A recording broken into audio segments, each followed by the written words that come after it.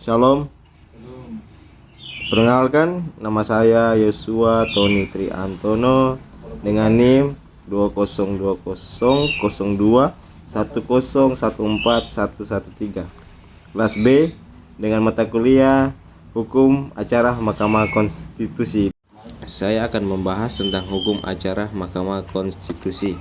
Pengertian hukum acara Mahkamah Konstitusi adalah hukum formil yang berfungsi untuk menegakkan hukum materialnya, yaitu bagian dari hukum konstitusi yang menjadi wewenang Mahkamah Konstitusi.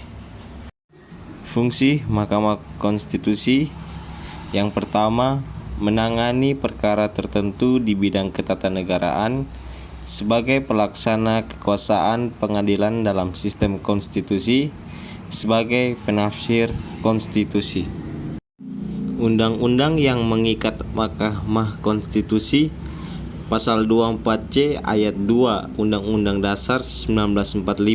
Kewajiban Mahkamah Konstitusi adalah memberikan putusan atas pendapat DPR mengenai dugaan pelanggaran oleh Presiden menurut Undang-Undang Dasar 1945. Kita masuk ke pengertian judicial review. Judicial review adalah proses pengujian peraturan perundang-undangan yang lebih rendah terhadap peraturan perundang-undangan yang lebih tinggi yang dilakukan oleh lembaga peradilan. Wewenang dan kewajiban Mahkamah Konstitusi. Pertama, menguji undang-undang terhadap Undang-Undang Dasar Negara Republik Indonesia tahun 1945, judicial review.